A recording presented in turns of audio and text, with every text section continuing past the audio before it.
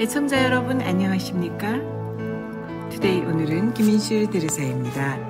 봄 소식을 전하기에는 아직도 늦겨울의 마지막 추위가 유난히 우리를 낳아주지 않는 것 같습니다. 예년과 달리 이곳 날씨가 더욱 차가운 것이 많이 기억에 남는 한 해가 될 것 같은데요.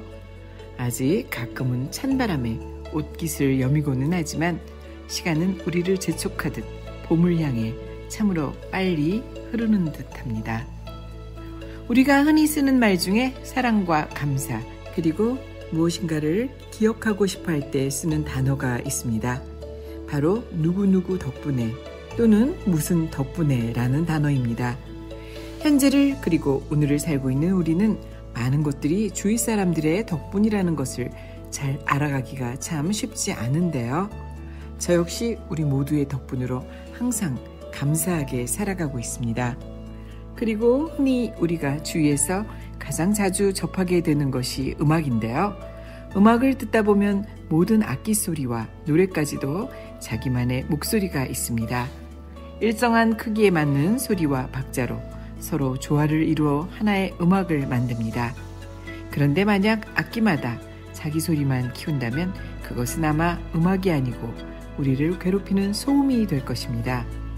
인생이라는 사회를 조화롭게 살아가는 것도 같은 이치가 아닐까 싶습니다. 나만의 목소리로 나만의 주장으로 살아간다면 아마 우리 사회는 참을 수 없는 소음으로 가득할 것입니다. 이제는 더욱 조화롭게 살아야 하는 시간들이라는 생각을 해봅니다. 조화롭고 지혜롭게 잘 살아가는 우리 애청자 여러분과 함께하는 여기는 김인실 대레사의 투데이 오늘은입니다. 사순절이 시작되는 첫 주에 어떤 내용으로 여러분과 함께 나눌 것인가를 생각을 해봤는데요. 대중의 기쁨과 희망, 슬픔과 고뇌를 자신의 주제로 여기며 울고 웃는 차동엽 신부님의 글로 준비해봤습니다. 맷집이 좋으려면 욕도 잘 먹고 야단도 잘 맞아야 한다. 이것이 대체 무슨 소리일까요?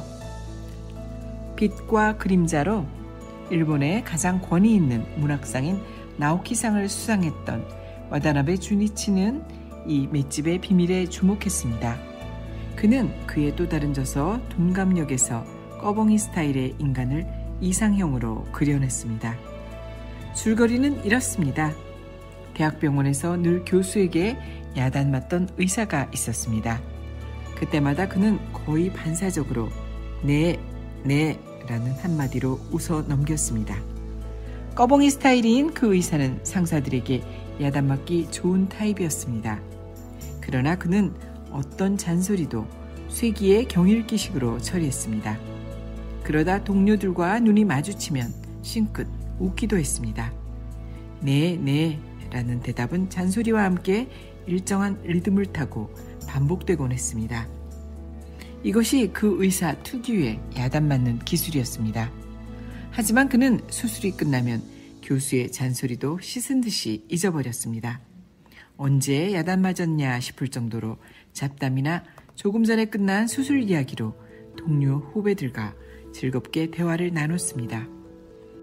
이 실존 인물은 후일 최고의 명의가 되었습니다. 작가 와다나베가 이 책에서 강조하고 있는 것은 거인은 둔감하다라는 사실입니다. 그는 큰 인물에게 있는 공통적인 지혜를 둔감력으로 꼽습니다. 그렇게 조언합니다. 둔감하라. 당신의 재능이 팍팍 살아난다. 이는 직장에서뿐만이 아니라 삶의 전 영역에서 통하는 지혜입니다. 작가는 우리에게 맷집의 효용을 이렇게 역설하고 있습니다. 꺼벙이가 되라. 마음의 평안을 흐트림이 없으리라. 미련 곰탱이가 되어라. 언제나 당당할 수 있으리라. 내 인생 내가 산다고 말하라. 노상 자유로우리라. 울고 싶을 땐 마음껏 울어버리는 것도 내공의 한 부분입니다. 여러분들은 기억하실 것입니다. 교통사고로 다이아나 황태자비가 사망한 후 갑자기 영국 내의 우울증 환자 수가 절반으로 줄었다고 합니다. 영국 시민 대다수가 그녀의 죽음을 애도하며 눈물을 흘렸던 까닭입니다. 이 현상을 두고 다이아나 효과, 다이아나 이펙트라고 합니다. 너무 힘들 때는 울 줄도 알아야 합니다. 따라서 울지 않는 것이 맷집이 아니라 울 줄 아는 것이 맷집이라고 말해도 무방할 것입니다. 영국의 정신과 의사 헨리 모슬리는 눈물은 신이 인간에게 선물한 치유의 물이라고 했습니다. 웃음이 파도라면 눈물은 해일이다 라는 말까지 있습니다. 눈물을 많이 흘릴수록 정신적으로나 육체적으로 건강해지고 행복감이 충만해진다는 것입니다. 눈물은 유해 호르몬을 몸 밖으로 배출하여 건강을 이롭게 하고 평상심을 회복하게 하며 긍정적인 마음을 가져다 준다고 합니다. 그렇다면 눈물을 흘림으로써 외부로부터 충격을 완화할 수 있다는 이야기가 되는 것입니다. 어느 조사에 의하면 월 5회 또는 3회의 눈물을 흘린다는 미국 여성은 월 1회 내진 4회만 운다는 미국 남성보다 평균 5년을 더 산다고 했습니다. 그래서일까요? 미국 뉴욕에는 남자들만을 위한 아주 재미있는 가게가 있다고 합니다. 이 가게는 남자들이 실컷 울 수 있는 공간을 제공하는 곳입니다. 울고 싶은 마음이 굴뚝같이 올라와도 사회 통념상 울음을 억제하던 남자들이 이 가게로 와서 돈을 지불하고 마음껏 혼자 울다가 돌아간다는 것입니다. 우리식으로 이름을 붙여보면 울음방 정도가 되지 않을까요? 이제 사나이가 눈물을 흘려서는 안 된다라는 말은 용도 폐기되어야 합니다. 다이아나 효과라는 말이 시사하듯 잘 우는 사람이 웬만한 태풍에도 쓰러지지 않고 잘 견뎌낼 수 있는 법입니다. 눈치가 없는 것은 때로는 메가톤급 강점을 지닙니다. 우리는 주변의 눈치를 보느라고 얼마나 많은 에너지를 소모하고 얼마나 많은 선한 신념을 접어야 하며 얼마나 많은 꿈을 포기해야 합니까? 그리고 이 눈치 때문에 우리는 얼마나 큰 스트레스에 시달리며 불안해해야 하는 것입니까? 하지만 그 무엇에도 흔들림 없는 눈치가 둔치인 사람은 자기 소신을 지키며 진정한 내면의 평화를 유지하기 마련입니다. 사람은 저마다 자신의 색깔과 소질을 지녔고 자신이 가야 할 길이 있습니다. 하지만 앞에서 언급했듯 한국 사회의 유난히 두드러진 집단주의 문화는 이 개성을 비교적 존중해주지 않습니다. 그 결과 사람들은 자신의 인생을 산 것이 아니라 사회적 관습과 기대에 부응하는 삶을 살아왔다 해도 과언이 아닙니다. 그 과정에서 발달된 것이 이른바 눈치입니다. 외국인들 사이에서 금세 드러나는 한국인의 특징 가운데 하나가 눈치가 구단이라는 것입니다. 이는 장점도 되지만 엄청난 단점이기도 합니다. 남의 시선에 매여 자신의 삶을 살지 못하게 하는 치명적인 인자로 적용할 수도 있기 때문입니다. 나는 비엔나 시절 나는 나다라는 사실을 새삼 깨달았습니다. 그곳 친구들과 어울리면서 나는 그네들이 남들의 자신을 바라보는 시선에 별로 개의치 않는다는 것을 금세 알아챘습니다. 그들은 자신의 생각을 표현하는 데 주저함이 없었습니다.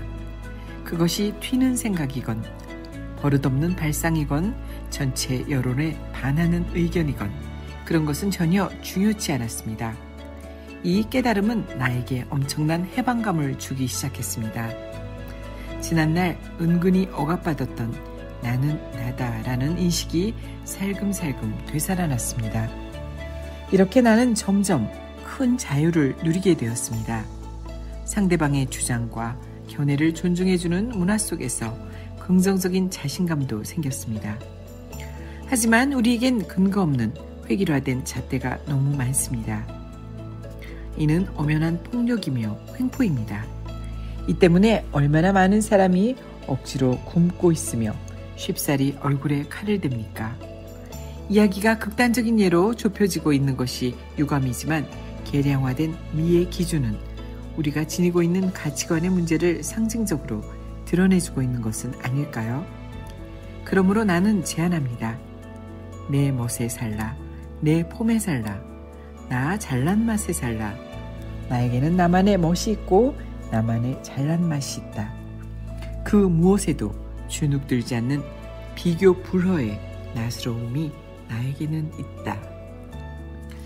요즘은 만나는 주위 분들마다 이곳 추운 날씨가 화제인데요. 정말 감기 조심에 더욱 신경 써야 할 것 같습니다. 우리가 살고 있는 세상이 너무 이기적이 되어가고 있다는 사실은 우리 모두가 공감하는 부분인데요. 자주 접하게 되는 라디오의 뉴스 속에서도 주장과 외침만이 있다는 어느 친구의 말이 새삼 공감이 갑니다. 나의 주장도 중요하지만 우리 모두가 평화롭고 조화롭게 지낼 수 있는 시간이 아쉽습니다. 나의 목소리만큼 상대의 목소리를 내 귀와 마음에 담는 성숙한 한 주였으면 좋겠습니다. 우리 모두가 함께하는 편안한 사회, 그것 우리 모두가 바람이겠죠. 김인실 대르사의 투데이 오늘은 여기에서 인사드립니다. 항상 좋은 시간 함께하는 한 주 되십시오. 저는 3월 봄이 시작하는 첫 주에 다시 이곳에서 여러분을 기다리겠습니다. 고맙습니다.